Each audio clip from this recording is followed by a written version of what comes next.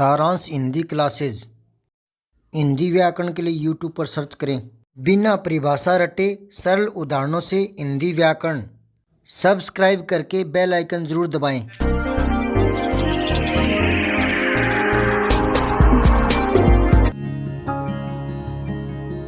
आज अगला पाठ तीसरा पाठ कर रहे हैं। सच्चिदानंद हीरानंद वात्स्यायन अज्ञे, ये अज्ञे का पूरा नाम है। ठीक है, अज्ञे का पूरा क्या नाम है? सच्चिदानंद हीरानंद वात्स्यायन अज्ञे। ठीक है, तो ये प्रयोगवाद के प्रवर्तक रहे हैं। मैंने आपको बताया था हिंदी साहित्य के इतिहास की शुरुआत जो है वो आदिकाल से है ना, फिर मध्यकाल जिसमें भक्ति काल और रीति काल, फिर आधुनिक काल, और आधुनिक काल की शुरुआत हुई थी भारतेंदु युग से। फिर मैंने बताया था द्वितीय युग, बताया था ना।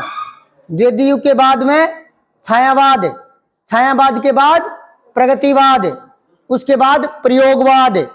तो ये जो कवि हैं अज्ञे, ये प्रयोगवाद के प्रवर्तक हैं। क्या है? प्रयोगवाद के।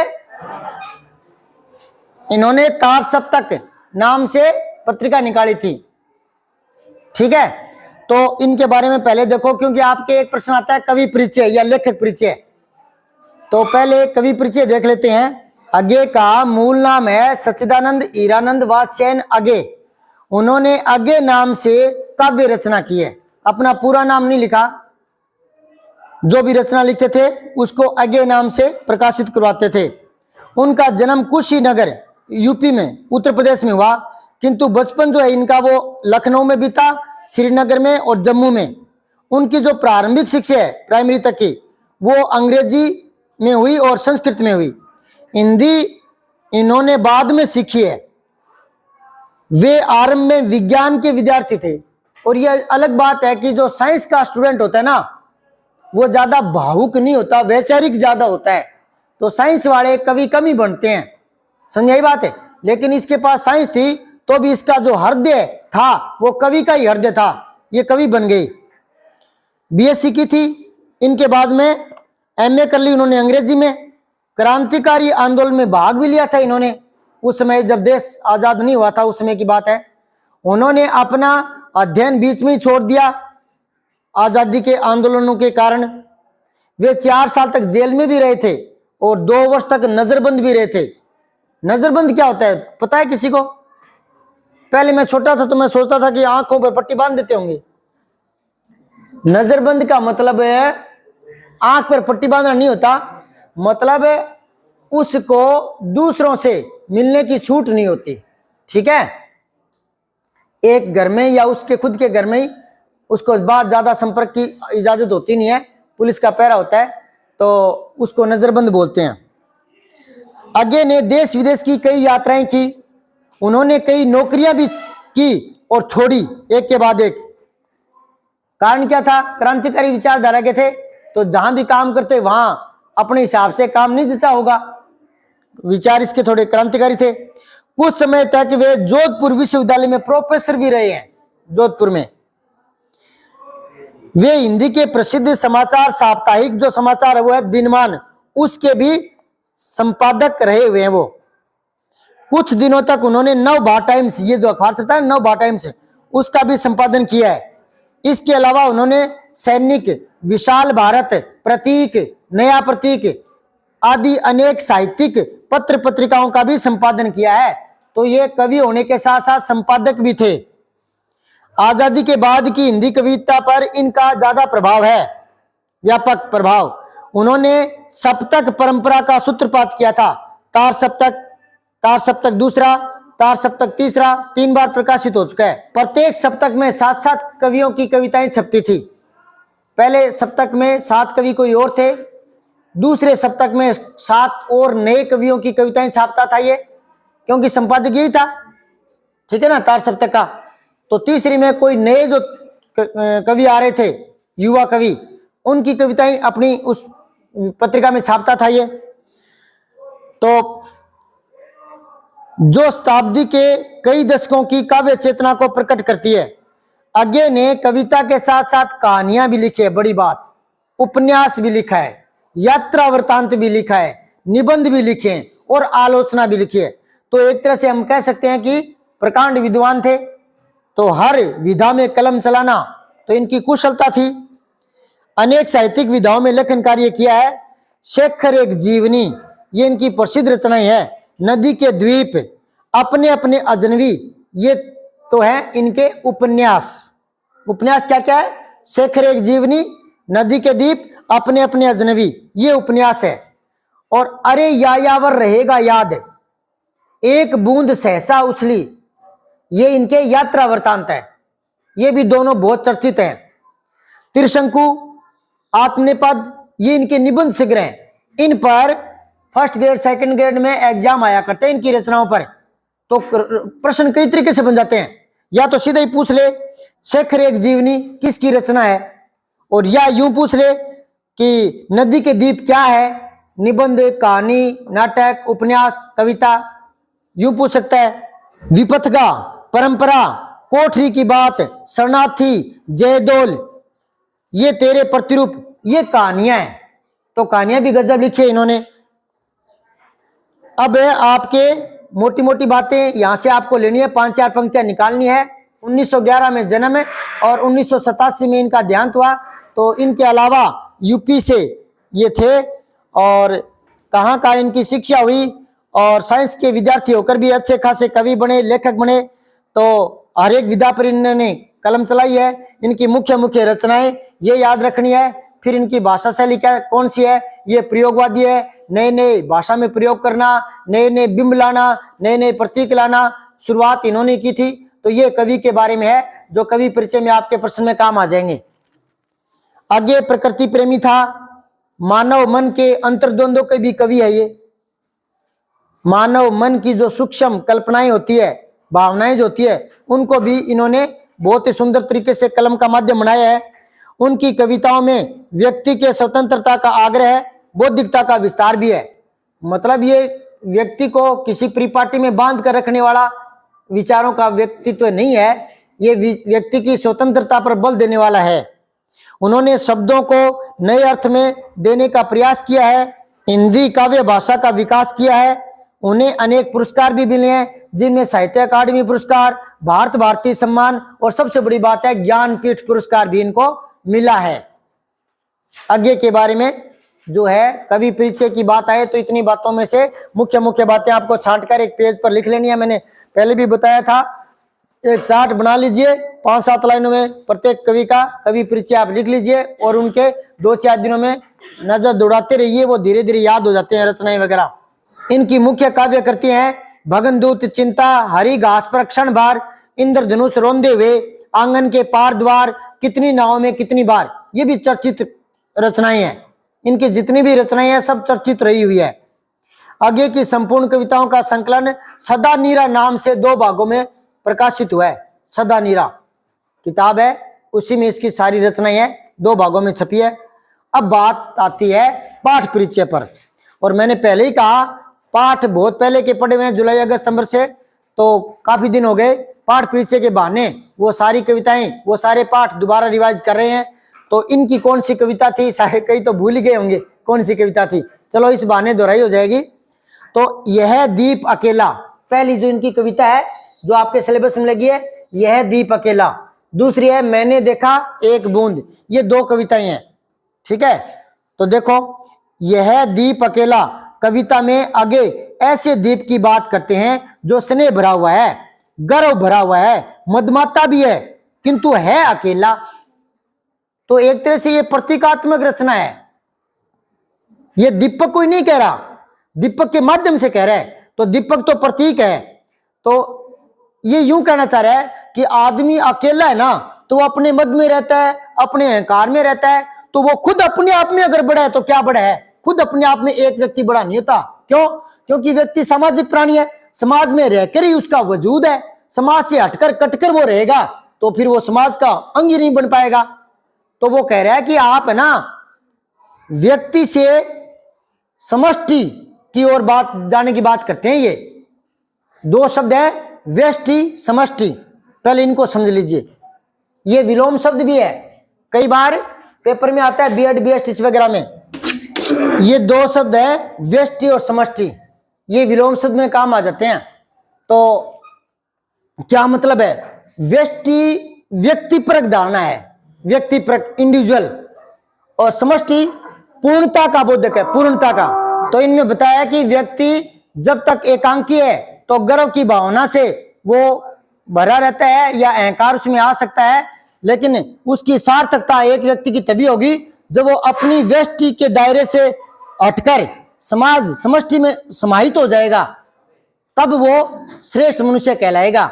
तो इस तरह से भले ये व्यक्तिगत स्वतंत्रता का पक्षधर है, लेकिन यहां इसके कहने का व्यू अलग है। क्या कह रहा है, ध्यान से सुनो इसको। यह दीप अकेला कविता में आगे ऐसे दीप की बात करते हैं जो स्नेह भरा है, गर्व भरा है, मदमता भी है, किंतु है अकेला। अहंकार का मद हमें अपनों से अलग कर देता है। अगर हमारे मन में अहंकार की भावना आती है तो हम अपने लोगों से दूर हो जाते हैं। कवि कहता है कि इस अकेले दीप को भी पंक्ति में शामिल कर लो। एक अकेला दीपक जलेगा, वो ज्यादा रोशनी करेगा या दीपों की कतार में शामिल होकर के प्रकाश को ज्यादा फैलाएगा? कतार में। तो उसी प्रकार वो कह रहा है कि व्यक्ति को भी अपने आप को समाज में सम्मिलित करके अपना महत्व दिखाना चाहिए। पंक्ति में शामिल करने से उस दीप की महत्ता और सार्थकता दोनों बढ़ जाएगी। महत्ता भी बढ़ जाएगी और सार्थकता भी। सार्थकता का मतलब क्या हुआ? दीपक का काम क्या है? प्रकाश करना। तो सारे दीपकों के बीच में जलेगा तो फिर वो ज्यादा प्रकाश करेंगे ना। अकेले अकेले हो जाएंगे तो प्रकाश ज्यादा कैसे फैलेगा? तो सार्थकता दीपक की जलने में है, प्रकाश देने में है। और प्रकाश की जो मात्रा ज्यादा तब बढ़ती है जब सभी दीपक एक साथ जलेंगे। तो साथ रहने का भाव है यहाँ। दीप सब कुछ है, सारे गुण है, शक्तियां है उसमें, उसकी व्यक्तिगत सत्ता भी कम नहीं है, फिर भी पंक्ति की तुलना में वह एक है, एकाकी है। क्या मतलब हुआ इसका? कि भले ही दीप अपने आप में महत्वशाली होता है, पर फिर भी अगर पंक्तियों की बात करें ना, तब दीपक अकेला है। पंक्तियों का संदर्भ लेकर दीपक अकेले की तुलना करें तो वो अकेला ही है। तो उसकी महत्ता तो तब बढ़ेगी जब वो पंक्तियों में जलेगा। तो वही बात उसने व्यक्ति को कही है। दीपक तो एक प्रतीक है। दीप का पंक्ति या समूह में विलय ही उसकी ताकत है, उसकी सत्ता का सार्वभौमिकरण है, उसके लक्ष्य और उद्देश्य का सर्वव्यापीकरण है। क्योंकि जब मनुष्य अकेला अपने लक्ष्य निर्धारित करता है तो वो समाज के सापेक्ष अच्छे कर्म नहीं कर पाएगा। लेकिन अगर वो समाज के सापेक्ष रह करके और समाज में सम्मिलित रह करके अपने समाज के उद्देश्यों के साथ अपना उद्देश्य पूर्ण करना चाहेगा तो समाज का कल्याण होगा, तो समाज के लिए लाभकारी उसका कदम कहलाएगा। ठीक यही स्थिति मनुष्य की भी है। व्यक्ति सब कुछ है, सर्वशक्तिमान है, परमात्मा की श्रेष्ठ रचना है, सर्वगुण संपन्न है। प्रत्येक व्यक्ति अपने आप में सर्वगुण संपन्न है, फिर भी समाज में उसका विलय होना, समाज के साथ उसकी अंतरंगता से समाज मजबूत होगा, और समाज मजबूत होगा मतलब हमारा राष्ट्र मजबूत होगा। इस कविता के माध्यम से आगे ने व्यक्तिगत सत्ता को सामाजिक सत्ता के साथ जोड़ने पर बल दिया है। ये कुछ पंक्तियां आप निकाल लिया करो। इस पाठ में से कोई भी प्रश्न आएगा तो उनकी शुरुआत यहां से कर देना। आप कैसे करोगे? यह दीप अकेला कविता में कवि ने यह बताना चाहा कि भले ही व्यक्ति अपनी निजी संपन्नता में, निजी गुणों में वह श्रेष्ठ हो सकता है, लेकिन अगर वो समाज के सापेक्ष रह करके अपना महत्व दिखाएगा तो समाज में एकता आएगी और राष्ट्र मजबूत बनेगा। इस बात को केंद्र में रखकर कवि ने यहाँ दीपक को प्रतीक के रूप में समझाने का प्रयास किया है। यूं कहते हुए उस प्रश्न का उत्तर लिखने की शुरुआत किया करो आप। या और पंक्ति सीधी कवि से भी शुरुआत कर सकते हैं कि तार सप्तक के प्रवर्तक या प्रयोगवाद के प्रवर्तक अज्ञे जी ने इस कविता में बताया है कि यूं करके, और पाठ का नाम, कवि का नाम अंडरलाइन करके यूं अपने उत्तर की शुरुआत किया करो तो अगले पर बहुत प्रभाव पड़ता है, जांचकर्ता पर। दीपक का पंक्ति में विलय व्यष्टि का समष्टि में विलय है और आत्मबोध का विश्वबोध में रूपांतरण है। मैंने एक बार आपको बताया भी था कि आदमी अपने आप में कितना ही चतुर हो, लेकिन वो समाज में जब प्रवेश करता है तो पाता है कि मैं इतना होशियार हूं नहीं जितना एकांत में अपने आप को समझा करता था, है ना। तो समाज में रहकर ही आदमी की असली ताकत का पता लगता है, असली बुद्धिमानी का पता लगता है, उसकी असली क्षमता का परख, उसकी बौद्धिक परख जो है वो समाज में रहकर ही होती है। तो भले ही आप अपने आप में अलग रह करके अपने आप को शाना ज्यादा समझो, पर इतने शाने हम होते नहीं है, समाज में आकर पता लगता है। ठीक है, तो वही बात इन्होंने यहां जोड़ने का प्रयास किया है कि आत्मबोध जो है वो विश्वबोध में रूपांतरित होने लगता है और व्यष्टि जो है वो समष्टि में शामिल हो जाती है, तो एक सुंदर राष्ट्र का निर्माण होता है। ये पहली कविता की बातें थी। दूसरी कविता है मैंने देखा एक बूंद। तो इस कविता में आगे ने समुद्र से अलग प्रतीत होती हुई बूंद की क्षण भंगुरता को व्याख्यात किया है। यह क्षण भंगुरता बूंद की है, समुद्र की नहीं है। समुद्र में से कवि ने देखा कि कोई एक बूंद छिटकी, और जब वो बूंद थोड़ी सी अलग हटी तो सूर्य के प्रकाश में उसका प्रकाश जो बूंद में से गुजरा तो वो सतरंगी दिखाई दी, एक अलग सी चमक उसको दिखाई दी, बूंद का वजूद दिखाई दिया। लेकिन वो बूंद क्षण भर का प्रतीक बनकर रह गई। यह क्षण भंगुरता बूंद की थी, समुद्र की नहीं थी। बूंद क्षण भर के लिए ढलते सूरज की आग से रंग जाती है। क्षण भर का यह दृश्य देखकर कवि को एक दार्शनिक तत्व भी दिखने लग जाता है। यानी उस बूंद को देख करके कवि आगे के मन में आता है दार्शनिक भाव। वो सोचने लगते हैं कि यार ये बूंद समुद्र से छिटकी, क्या था वो एक पल के लिए, और फिर वो अपने आप को उसने विलय कर दिया, सागर में फिर मिल गई। तो उस इतनी सी घटना चक्कर ने कवि को दार्शनिक बना दिया। तो वो सोचता है कि जो आत्माएं हैं एकांकी, वो परमात्मा में जा करके मिल जाती है, तभी उसका असली वजूद प्रकट होता है। तो वो बूंद भी अपने आप में कोई ज्यादा कुछ है नहीं, वो बूंद बूंद मिलकर ही वो जो समुद्र है, महत्ता उस समुद्र की है। तो बूंद ने अपने आप को अलग करके पुनः सागर में मिला लिया, तो वो उसकी पूर्णता में समाहित होना माना जाएगा, यूं कह रहा है वो। क्षण भर का यह दृश्य देखकर कवि को एक दार्शनिक तत्व भी दिखाई देने लगता है।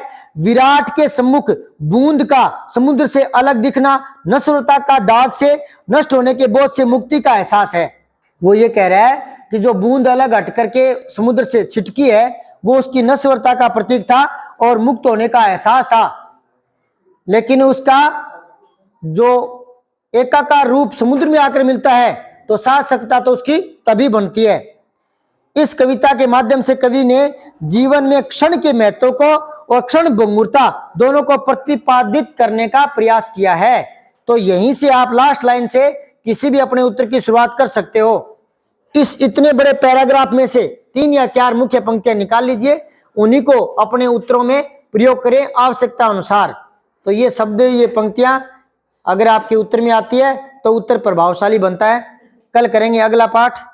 धन्यवाद। जय हिंद, जय भारत। सब्सक्राइब करके बेल आइकन जरूर दबाएं।